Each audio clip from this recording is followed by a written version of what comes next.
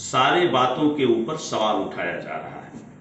पहले हम एक को ले लें, क्वालिटेटिव पैराडाइम। क्वालिटेटिव पैराडाइम विचारों की श्रृंखला का वो होता हुआ विकास है।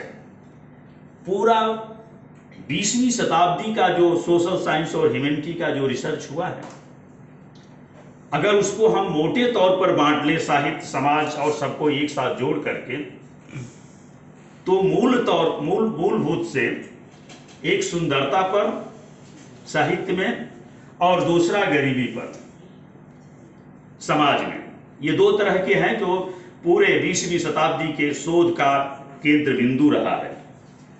और आज ये कहा जा रहा है कंक्लूजन के तौर पर, poverty like beauty lie in the I of beholder.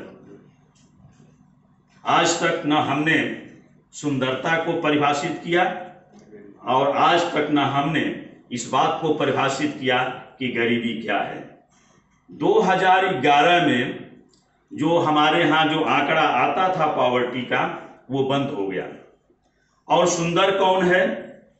क्योंकि ये जो क्वालिटेटिव पैराडाइम है, जहां से बात उमड़ती है कि गोरा आदमी ही सुंदर होगा, काला आदमी सुंदर नहीं होगा। ऐसा क्यों? ये हमारा कॉलोनियल माइंडसेट है। हमारे ऊपर बताया गया कि जो हमारा रूलर है वो गोरा है और जो उसका शोषित है, जो उसके साथ खड़ा, जो उसका पानी भर रहा है, वो काला है। तो काला आदमी कभी भी सुंदर नहीं हो सकता। ये अब आप ये बताइए, ये जब आपने पैराडाइम में ही फिक्स कर दिया कि who will be the beautiful and who will be the poor, तो आज तक जो 20वीं शताब्दी का पूरा सोशल साइंस का जो रिसर्च है, वो आज कहां खड़ा है? अभी तक टिल नाउ हमने गरीबी और सुंदरता को अनडिफाइंड रखा है। यह हमारे आपके लिए जो शोध करना चाहते हैं उनके लिए एक चैलेंज है। और भोजपुरी सेंटर में जब शिल्पकार शुक्ला जी, जो साहित्य के लोग हैं, जो तमाम तरह के सौंदर्य शास्त्र पर बहस करते हैं, सौंदर्य शास्त्र पर हिंदी साहित्य में मैनेजर पांडे से लेकर के मार्क्सवादियों ने इस पर एक लंबी बहस चलाई है कि सौंदर्य का विषय क्या है, कि पसीना है, कि वो गुलाब की पत्तियों के बीच जो नहा करके निकली हुई जो अप्सरा है वह सुंदर है, कि जो काम करती है, पसीना टपकता है उसके आंचल से, वो सुंदर है। ये अनडिफाइंड है और यह विचार का सवाल है। यहीं पर हमारे रिसर्च कि हम कौन सा बात हुई कि हम लिटरेचर कंसल्ट करें, कौन सा लिटरेचर कंसल्ट करें। हम जब यूरोपियंस हमारे पास आए तो उन्होंने अपनी कॉलोनियल थियरी को इस्टेब्लिश करने के लिए यह कहा कि it is the white man burden, ये असभ्य लोग हैं, इनको सभ्य करना है कालों को, तो ये हमारी ड्यूटी का पार्ट है और ये हमारे लिए एक बोझ है। कैसे गलत चीजों को एक वैचारिक दायरे में ला करके उसे जो है मुलम्मा चढ़ा करके और उसकी लेजिटिमेसी को तय किया जाता है। ये अगर हम शोध की प्रवृत्ति पर बात करते हैं तो यह हमारे लिए एक चुनौती का विषय है। और क्वालिटेटिव पैराडाइम इसीलिए सबसे ज्यादा कंट्रोवर्शियल विषय हो गया है आज की तारीख में। जो वैचारिकी है, शोध की जो वैचारिकी है, देखिए दो तरह के शोध होते हैं। एक शोध जो कमिटमेंट के साथ, जिसको सरफराज जी ने कहा, वह शोध है। एक होता है कि गुरु जी का पैर पकड़ करके थीसिस सबमिट करके जात बिरादरी, नातेदारी, रिश्तेदारी, तमाम तरह के नौकरी ले लेना, वो एक अलग बात है, हम उस पर बात नहीं करेंगे। लेकिन रियली अगर आप शोध करना चाहते हैं तो मैं पहले ही कह रहा हूं कि यह उसी तरह से है जैसे कोई अपने बेटे को कहता है कि उस संप्रदाय का सन्यासी हो जाएगा या उसका पुरावर्ती कार्यकर्ता हो जाएगा। उससे बड़ा तो कोई काम नहीं होता, उससे बड़ा कोई संकट का काम नहीं होता। तो सबसे पहले उस वैचारिकी को हमें अपने कसौटी पर खड़ा करना है, पूछना है। बात मैं इसलिए इस बात को कह रहा हूं क्वालिटेटिव पैराडाइम्स पर कि आज जब कोरोना के बाद ये बात हो रही है तो ऊपर से और नीचे से विश्वविद्यालयों के ऊपर प्रश्न चिन्ह लगाए जा रहे हैं। और विशेष करके ह्यूमैनिटी और सोशल साइंस का जो रिसर्च है उसके ऊपर तो मजाकिया लहजे में प्रश्न चिन्ह लगाए जा रहे हैं। आप देखिए जितनी भी फंडिंग एजेंसी है, जितने भी इंस्टीट्यूशन हैं, वो नहीं चाहते कि ह्यूमैनिटी में और सोशल साइंस में रिसर्च हो। ये आपको देखना है कि रीजन क्या है, कारण क्या है। अब लेकिन विश्वविद्यालयों को जो बड़े, इसको जो ग्रैंड नैरेटिव हम कहते थे, पोस्ट मॉडर्निज्म में शिव प्रकाश शुक्ला जी उसके विद्वान हैं, सरफराज जी विद्वान हैं, जो ग्रैंड नैरेटिव कहते थे कि ये है, इसको मानना पड़ेगा। 50 के दशक की जो फिलॉसफी 1950 के, उसमें है कि that is the grand narrative, और ग्रैंड नैरेटिव के नाम पर हमने बहुत सारे सवालों को खड़ा किया। आज की तारीख में उस ग्रैंड नैरेटिव को अलग करके अब ये कहा जा रहा है कि ये सारी विश्वविद्यालय उस जद में आ गए हैं कि ज्ञान का खजाना इन विश्वविद्यालयों की चारदीवारी में अब कैद नहीं है। नंबर 1, सरफराज जी ने सही कहा कि ज्ञान तो इस विश्वविद्यालयों में जो फॉर्मल नॉलेज है, वो जो डॉक्यूमेंटेड नॉलेज है हमारे समाज में, वो केवल 10% है। ये तो पूरी दुनिया मानती है। और हिंदुस्तान में लगभग 2000 भाषाएं थी जिनके अंदर जो ज्ञान की कस्टोडियन होती हैं, वो सारी भाषाएं लुप्त हो रही हैं। तो जो हमारा जो कम्युनिटी नॉलेज है वो लुप्त हो रहा है, उसके तमाम, और नॉलेज जो होता है वो तमाम तरह का कस्टोडियन होता है, वो खत्म हो रहा है। यह चैलेंज है भोजपुरी सेंटर में जो लोग काम कर रहे हैं कि भोजपुरी एक आंचलिक भाषा है और उस आंचलिक भाषा के अंदर कितने तरह के जो विमर्श हुए हैं ज्ञान के, वो लुप्त होने जा रहा है। और डेवलपमेंट स्टडीज का एक तीसरा सूत्र है डेवलपमेंट विथ कंटिन्यूटी। कोई भी विकास अनवरता में होता है, काट करके नहीं होता है। आज के दौर में जो कॉलोनियल जो थियरी है वो हमेशा विकास को काट करके करती है। जो विकास जो जमीन से जुड़ा हुआ विकास होता है, जो ज्ञान जमीन से जुड़ा हुआ ज्ञान होता है, उस ज्ञान को खत्म करके वो अपने ज्ञान को थोपता है। और इसीलिए ये गरीबी और सुंदरता का जो डिबेट है आज की तारीख तक वो अनरिजॉल्व है, उसको रिजॉल्व नहीं किया जा सकता है।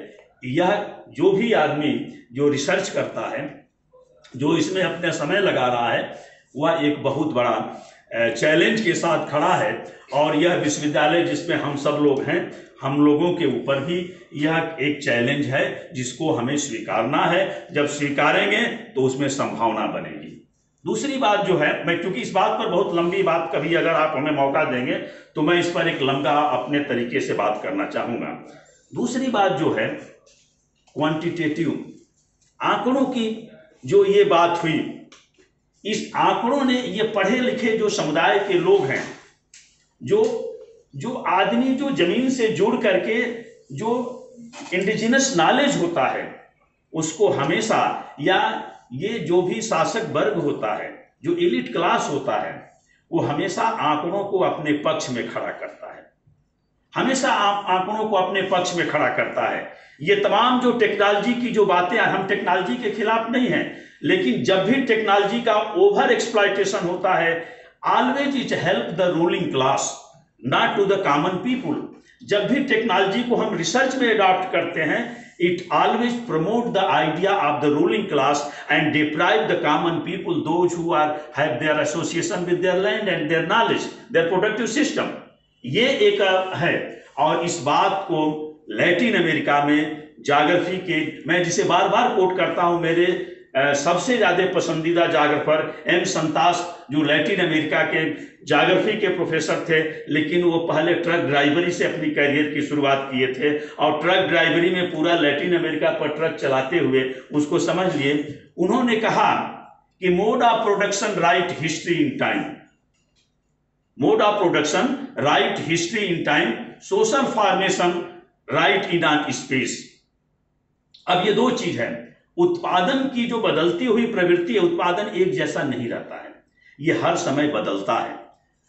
आज से 50 साल पहले, आज से 30 साल पहले पूरे विश्वविद्यालय और गांव और समाज के उत्पादन की पद्धति अलग थी, और उस समय जो इतिहास की जो धारा थी वो अलग थी, और समाज की संरचना अलग थी।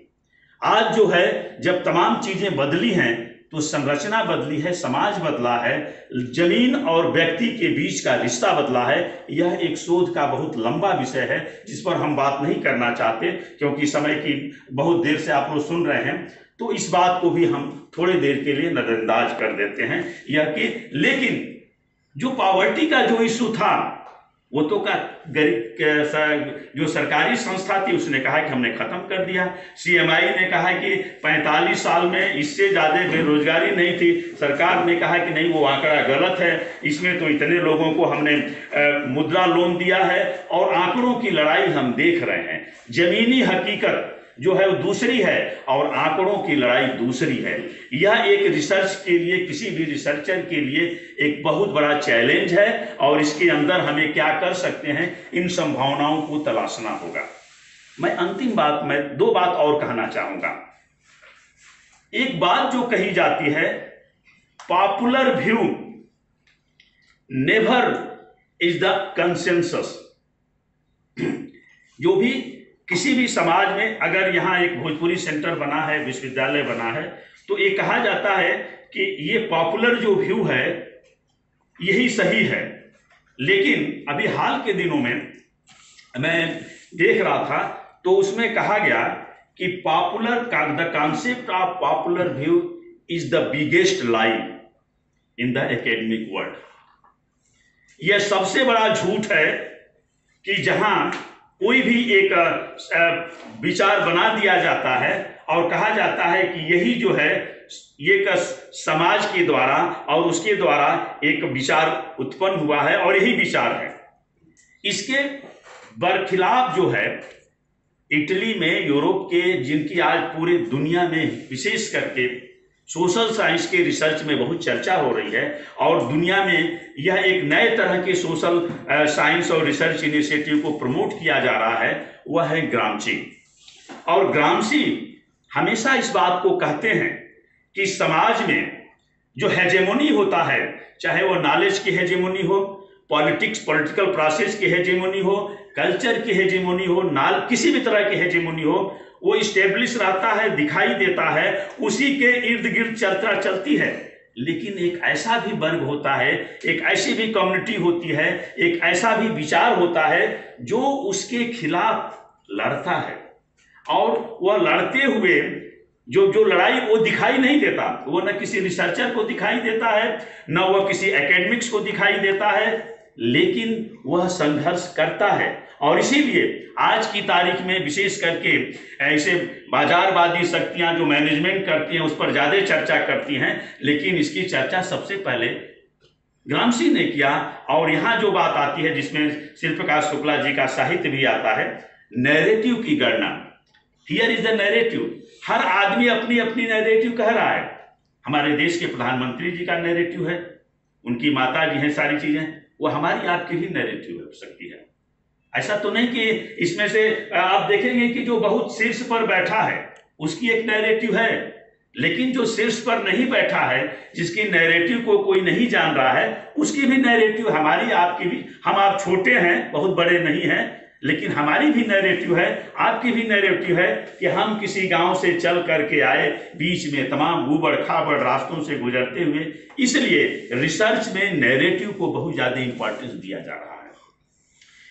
पोस्ट मॉडर्निज्म की जो डिबेट थी कि ग्रैंड नैरेटिव को तोड़ना, तो ग्रैंड नैरेटिव तो तोड़ी गई, लेकिन अब ये हुआ कि now we should start the grand against the narrative of the common people.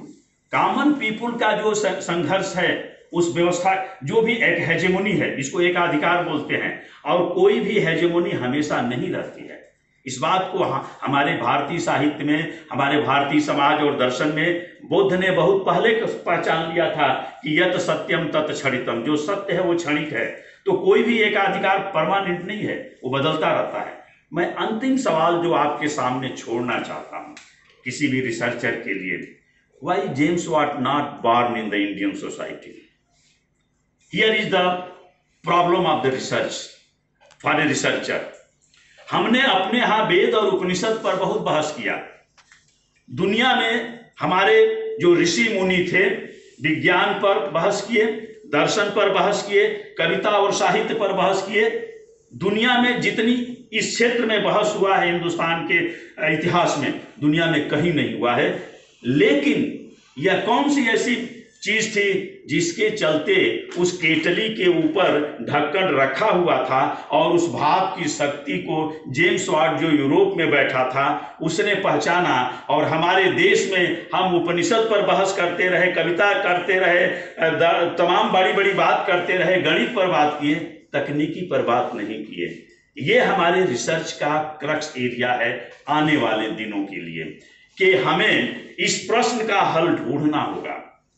इस प्रश्न का हल जब हम ढूंढेंगे तो कहीं न कहीं हम अपने अंदर भी गिरेबान में झांकेंगे कि कहीं हम भी तो नहीं उसी जो आइवरी टावर जो एकेडमिक डिबेट और एलिट डिबेट का पार्ट तो नहीं बन गए हैं।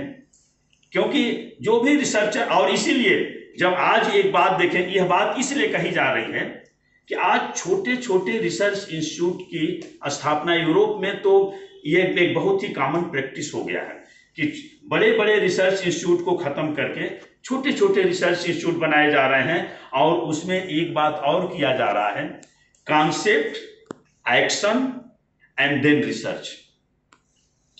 हम जो अब ये जैसे प्रैक्टिस इन रिसर्च, इसको मार्केट इकोनॉमी के लोग कहते हैं कि भाई आप जो भी रिसर्च करिए, जो मैनेजमेंट का रिसर्च करता है तो हमें नौकरी मिल गई, लेकिन जो नई पीढ़ी है वो रिसर्च करेगी। अब ये पूछा जा रहा है, आप कहीं भी जाएंगे इंटरव्यू देने तो लोग पूछेंगे कि इसका आउटपुट क्या है, नंबर एक। दूसरी बात पूछेंगे कि आप सोसाइटी को क्या देने जा रहे हैं, ये सबसे महत्वपूर्ण बात है। अब आपको रिसर्च में ये ब्राह्मणिकल थॉट है कि अपने रियलिटी से काट करके सोचना, यही ब्राह्मणवाद है, जिसको हम वो जाति से लेना देना नहीं है। ब्राह्मणवाद ये है कि हम हमारे अगल बगल जो रियलिटी है उससे हम अपने को काट करके, और मतलब वास्तविकता गांजा पी करके या कोई नशे में जो बात होती है कि हम अपने अगल बगल ना देखें, चारों तरफ से बंद करके बाहर गंदगी पड़ी हो तमाम, और हम सोच रहे हैं यूटोपिया। आइवरी टावर के बीच में जो रिसर्चर हैं या जो रिसर्च हो रहा है, that will be questioned in the future and they don't have any scope in the future। ये अब ये रिसर्च की ये जो जिस जहां पर हम खड़े हो गए हैं, अब मैं आपको एक बात कह करके, जैसे सरफराज जी ने उसकी चर्चा किया, मैं अपनी बात खत्म करूंगा। मेरी बड़ी इच्छा थी कि भोजपुरी सेंटर में जो हमारे अंदर काम कर रहे थे, खान पान पर मैंने उन्हें दिया।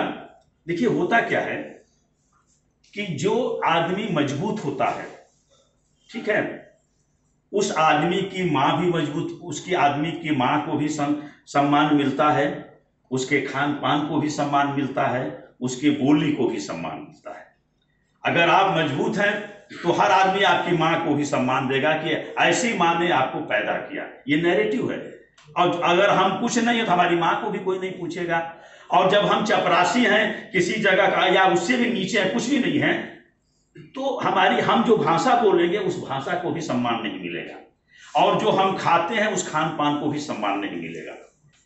जो बीएस नैपाल साहब की जो एरिया ऑफ डार्कनेस, ये आपके रिसर्च के लिए सबसे अच्छी किताब है, आप इसको पढ़ सकते हैं। साउथ और भोजपुरी रीजन पर जो उन्होंने लिखा है एरिया ऑफ डार्कनेस, उसमें इस बात को बहुत विस्तृत से उन्होंने कहा है। मैं सिर्फ इतनी बात कहना चाहता हूं कि पंजाब में जैसे ही लोग एनआरआई हुए तो उनका छोला भटूरा और उनकी लस्सी खान पान वो भी एक इंटरनेशनल लेवल पर उसका एक आज वो बना कि उसको लोगों ने प्रमोट किया।